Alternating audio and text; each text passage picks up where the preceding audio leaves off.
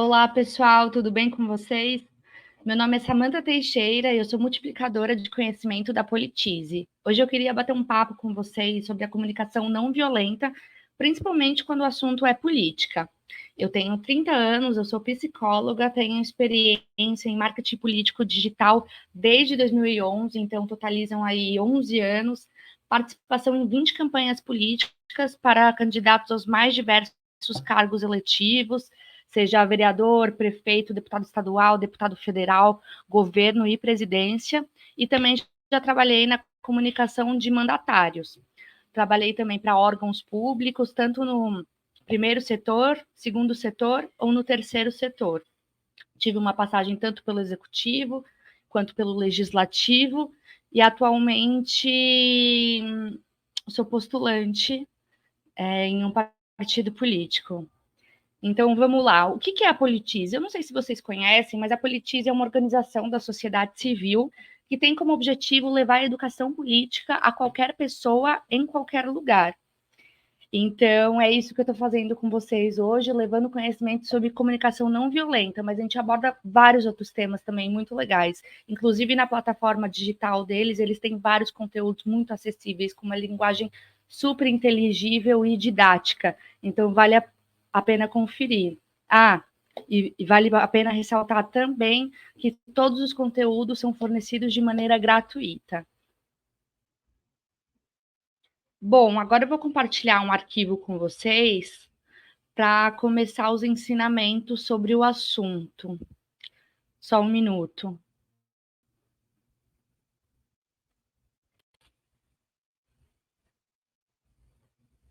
Bom, tá aqui.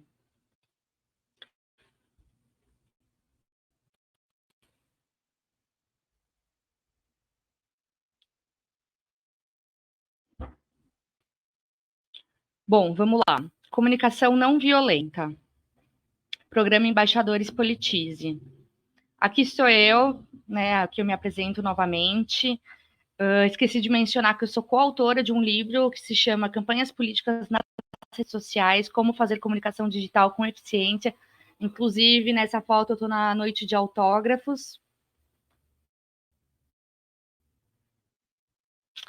Aqui algumas fotos marcando a minha passagem por Brasília, no Congresso Nacional, também com o ex-presidente Michel Temer também.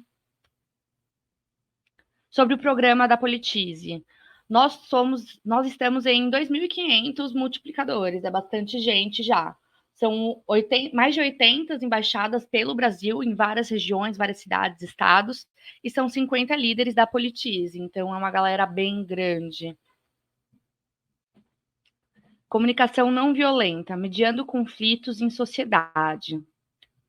Tá difícil conversar sobre política atualmente? Eu acredito que sim. Eu não sei vocês, mas algumas experiências que eu tive não foram muito agradáveis e acredito que para a maioria de vocês também não. Se vocês quiserem comentar sobre isso aqui no chat, fiquem à vontade. Gosto muito de entender situações, de ler, imaginar o que poderia ter acontecido, né, de diferente. Então vamos lá. A importância do bom debate político. Os cidadãos dão as costas para a política. Só um minuto, tá? Um momento. Não, tá certo. Bom, os cidadãos dão as costas para a política e só demonstram maior abertura durante o período eleitoral. Se você for conversar com alguém sobre política, não é todo mundo que gosta. E todo mundo diz que política, futebol e religião não se discutem, mas isso é uma grande mentira. Isso não tem que ser um tabu, até porque é um assunto bem importante, né?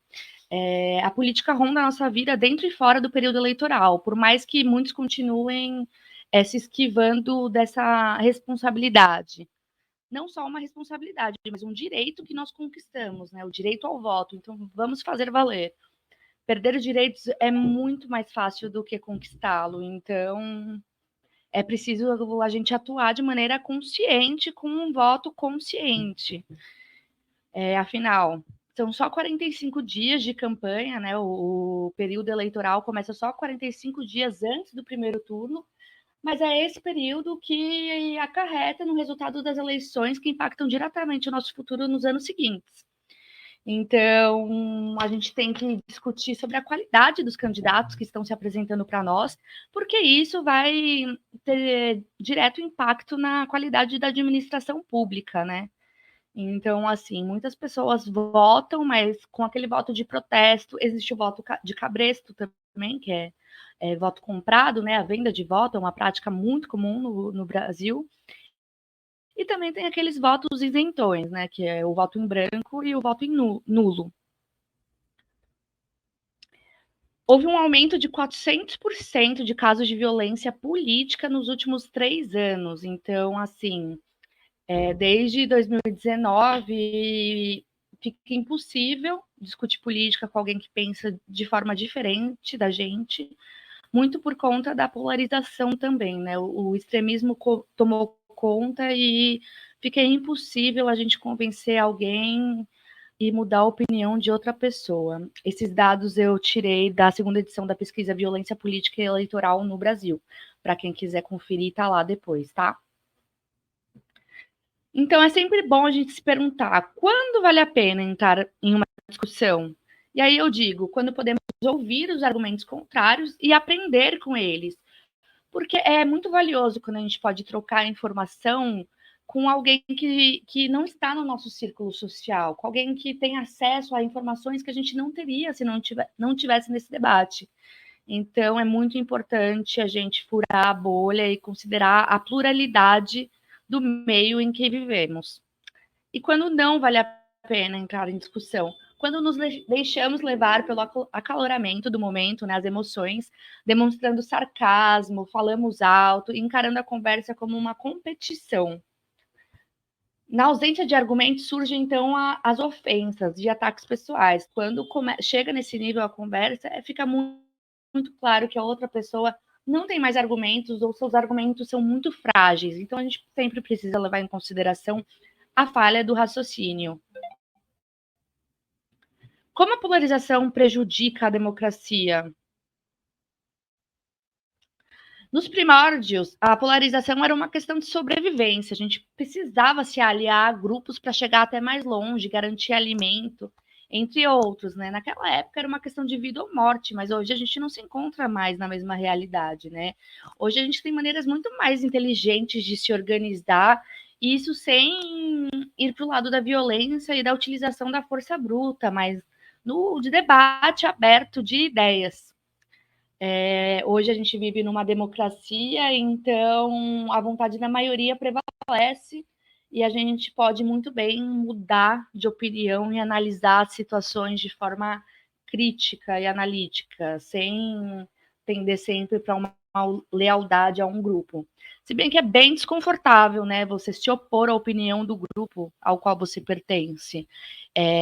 Não é tarefa fácil, mas eu acho muito importante a gente manter a nossa individualidade e o nosso próprio pensamento. Mas afinal, o que é uma democracia? A democracia vai além do voto. Todo mundo acha que a democracia é o poder de voto da maioria que decide os nossos representantes. Ok, é isso também. Mas a democracia é o respeito às regras, é legitimar o opositor, é reconhecer o opositor como legítimo e tolerar o diálogo, ter tolerância a um diálogo aberto, por mais que você não concorde com o que está sendo dito. A polarização faz com que enxerguemos nossos opositores como inimigos, e sendo assim, transgredir as regras passa a parecer justificável, né? Quando na verdade não é, nunca é justificável transgredir as regras, não importa quem esteja no poder. Daí a ascensão de líderes antidemocráticos. As redes sociais reforçam isso, né? Porque o algoritmo é responsável por apresentar os conteúdos que aparecem na nossa timeline, no nosso feed de notícias. E geralmente aparecem mais e mais conteúdos em que nós sentimos prazer de consumir, que faz com que a gente fique ali, imerso naquela realidade virtual. Então, assim, os conteúdos que a gente tem acesso só reforçam uma posição que já é nossa e faz crer que estamos certos, sim, e que é inimaginável pensar de maneira diferente, o outro está errado, o outro é inimigo. E assim, né, eu acho bem difícil porque existem várias nuances, né? Quem consegue enxergar as nuances entre dois polos extremos é muitas vezes chamado de isentão porque não assume um lado, quando na verdade não é questão de tomar partido, é questão de se manter alerta, né? Então, não é isento, mas sim uma pessoa consciente que ainda não foi tomada pelas emoções de fazer parte de algo. E como que surge essa polarização, né? Porque a gente sabe que ela está bem presente nos dias de hoje, mas como surgiu? Da onde que veio? Na década de 90, nos Estados Unidos, a política deixou de ser um debate econômico, um debate de propostas de governo, de gestão pública, e deu espaço para argumentação cultural, comportamental e de costumes. É o que chamamos da guerra cultural. Então, assim, foi um momento em que pautas como aborto e maconha ganharam evidência e que estão em alta até hoje, agora principalmente, né, com questão de votação pelo STF, entre outros, em todos os grupos que eu participo, isso está sendo discutido e é um assunto muito difícil porque implica em questões morais e éticas. Então, nenhuma resposta está certa ou errada, existe a vivência de cada um. Tem uma frase que diz, e eu concordo, não importa o que você pensa, mas como você pensa. E as pessoas podem sim mudar de opinião, a gente não precisa defender um pensamento só porque lá atrás a gente acreditava nisso. As pessoas entram em contato com novas realidades, novos argumentos, novos dados e transformam a maneira de pensar. Eu sou uma prova disso. Recentemente eu tomei uma decisão que mudou completamente a minha visão de mundo e é nisso que eu acredito agora e é o que faz sentido para mim. Todo mundo, no fundo, é bem intencionado. Eu sei que existe aquele ditado de que de boa intenção o inferno está cheio, mas eu acredito que somos cidadãos moderados e que temos como principal objetivo viver em uma sociedade melhor. Então, faremos de tudo para melhorar o país em que vivemos. Às vezes, quando a gente está discutindo com alguém, a outra pessoa vira e fala assim: ah, mas você está politizando o debate. O que significa politizar o debate? Todo debate é político. Aliás, toda situação que envolve mais de um ser humano é uma situação política, uma tarefa doméstica, um trabalho em grupo na faculdade, o seu dia a dia no escritório, tudo é político. Então, assim, politizar não é errado. O que as pessoas querem dizer com isso é colocar os seus interesses particulares acima dos interesses coletivos, o que eu acho isso inegociável. Outro ponto que permeia bastante essa questão da comunicação não violenta, ainda mais no debate político, é a linha tênue entre a liberdade de expressão e o discurso de ódio. Também é um debate bastante atual e eu conheço os dois lados da mesma moeda, mas depois de ler um pouco mais a fundo, eu entendi sobre o que isso trata. Então vamos lá. É inegável que a liberdade de expressão é fundamental para a democracia. É um direito fundamental inerente a todos nós, seres humanos. No entanto, o discurso de ódio é prejudicial para a sociedade como um todo, pois envolve a discriminação na maior parte de minorias. A liberdade é, sim, um direito fundamental e está previsto na Constituição. É um direito constitucional, está lá. E esse é um argumento que muitos utilizam. No entanto, eles só esquecem de considerar que, embora seja um direito, não é um direito absoluto. Ou seja, ele é garantido desde que não fira o direito do outro. Então, assim, é preciso muito cuidado no ambiente online, porque a internet exponencia tanto boas quanto más ações. Então, descriminalizar, embasado em preconceitos, hierarquizar os cidadãos. A gente teve acontecimentos históricos que não são nem um pouco legais de lembrar, como o nazismo. E é assim que surgem movimentos tão radicais que a gente precisa combater a qualquer custo, porque nos coloca um contra os outros. E como que eu posso discutir, então, de maneira saudável a política? É preciso, a princípio, fazer a lição de casa. Então, assim, será que eu entendo realmente desse assunto que eu estou conversando? Eu fiz o dever de casa, que é pesquisar em diferentes fontes diferentes fontes confiáveis para entender o assunto e não recorrer a achismo e opiniões, né? Opinião não é argumento.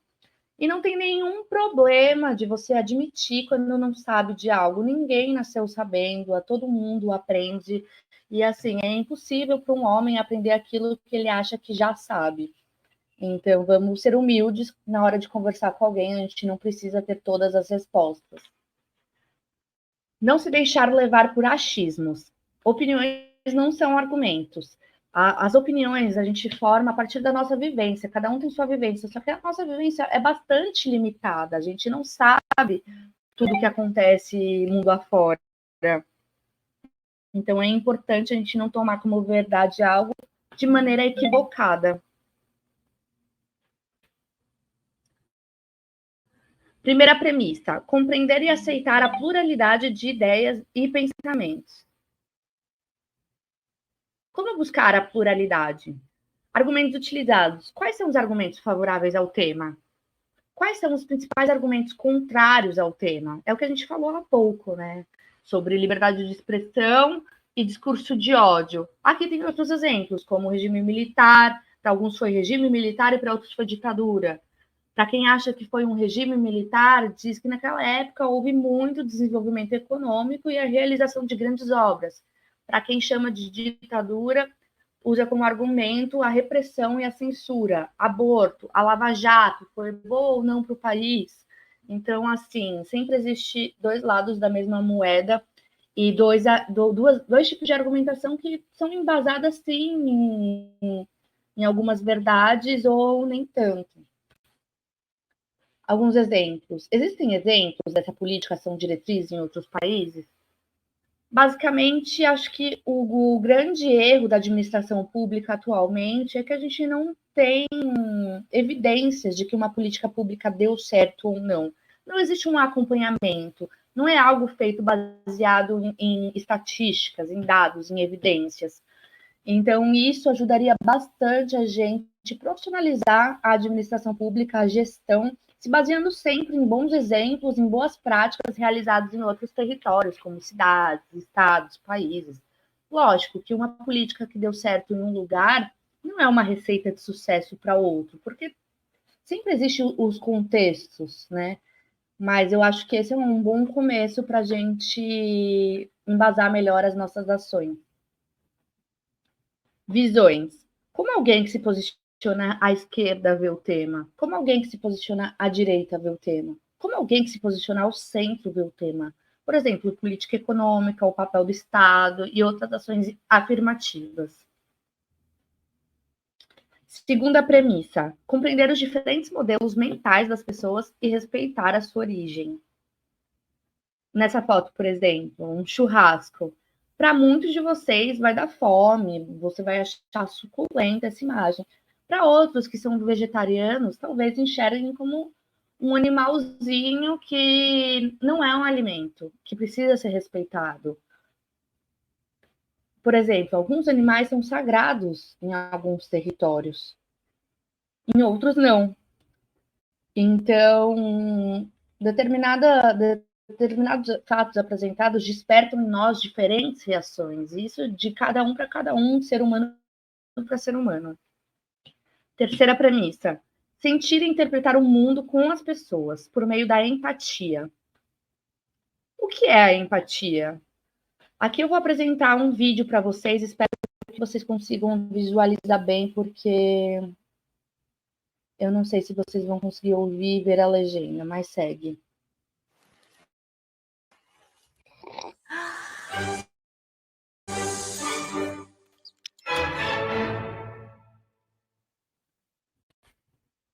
So what is empathy, and why is it very different? Sympathy drives disconnection.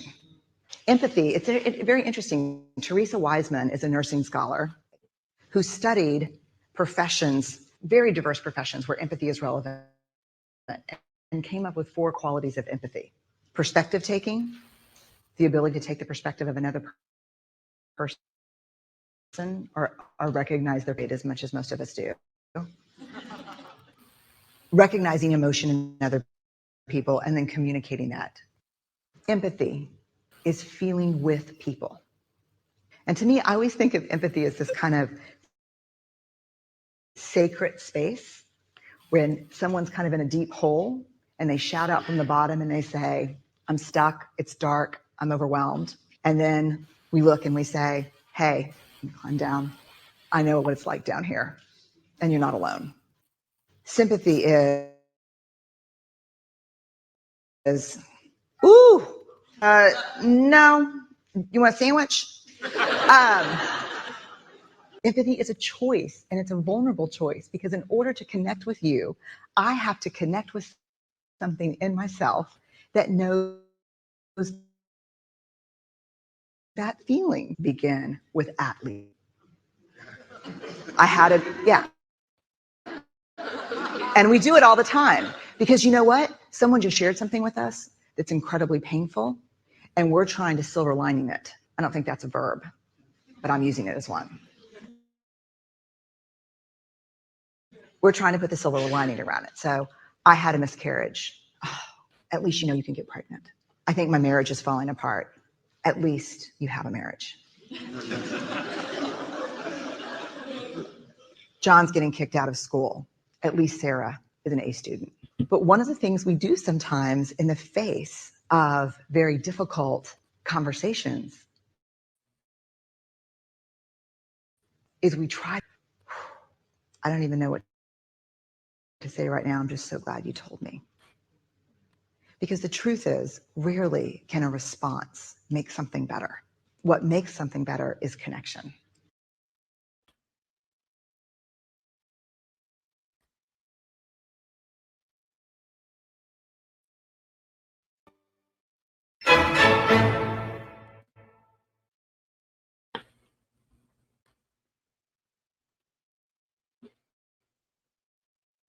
Bom, então nós vemos, né? Aí há quem diga que isso é óbvio, somos todos seres humanos. Qual a dificuldade de enxergar o outro como um ser humano também e agir com humanidade e empatia?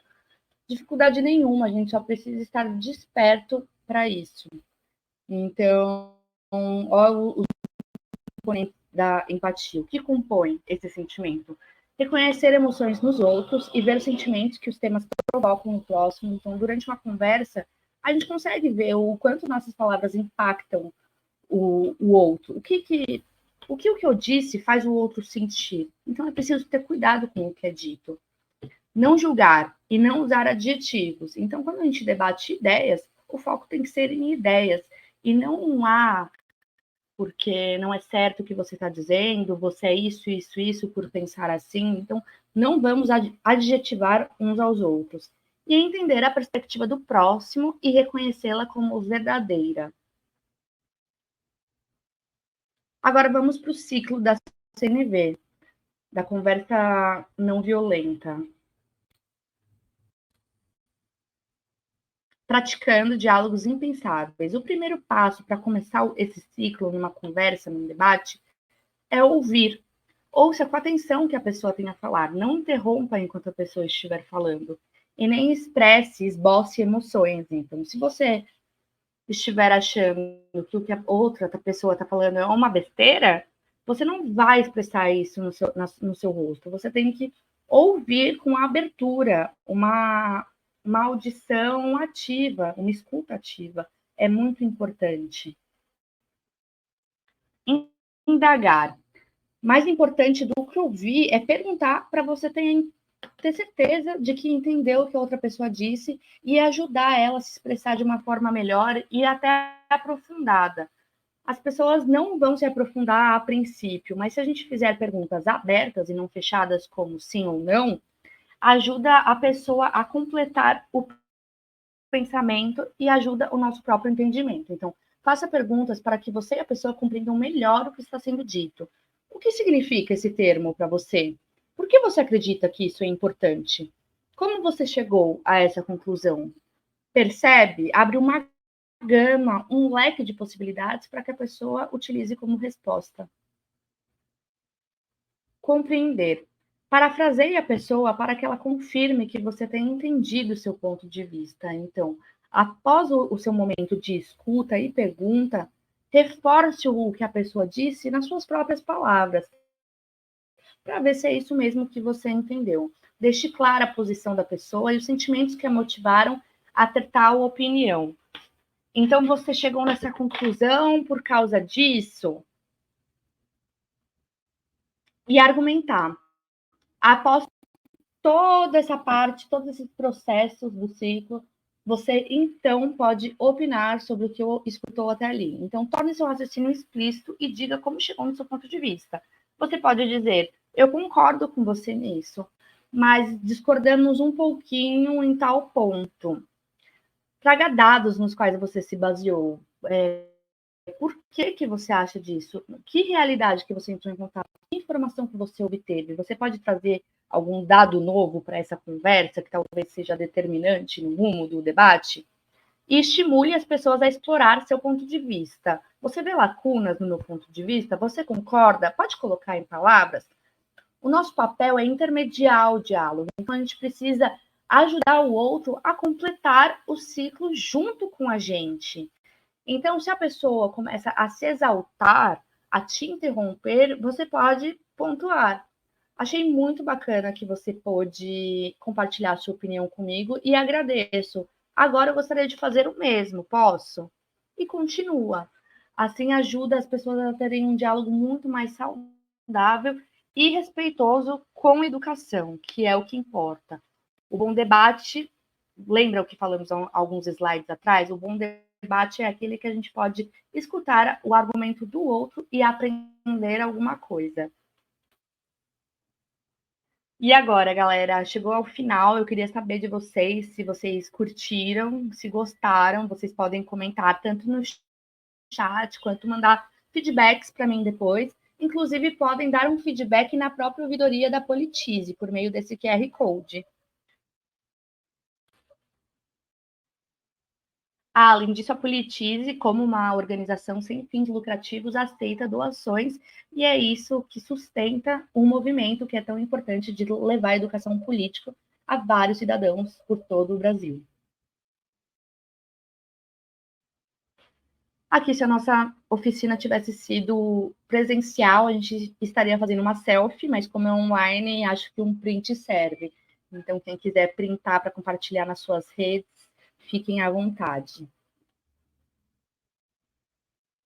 E é basicamente isso. Aqui está o meu contato. Para quem não me conhece, quer falar comigo sobre o assunto que for, é 11, DDD 11, 94196-2191. Meu nome é Samantha Teixeira e eu faço política.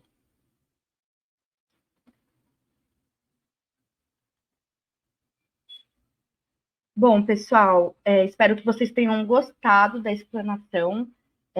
Eu, quando tive contato com essa oficina pela primeira vez, me ajudou muito a entender como uma conversa funciona em ciclos, entender isso de uma maneira teórica, né? Porque a gente conta com o bom senso de todo mundo, mas às vezes quando a gente vê um manual, uma ação simples, tem grande potência num resultado mais proveitoso. Isso é muito importante, tanto para mim, que sou multiplicadora de conhecimento e que em períodos eleitorais eu quero conversar com amigos, eu quero formar opinião, eu quero trazer mais gente para perto de mim para entender a forma como eu penso, a minha ideologia, como para qualquer um de vocês que é um ser social e que interage com outras pessoas, a se fazerem entender e ter a sua opinião considerada.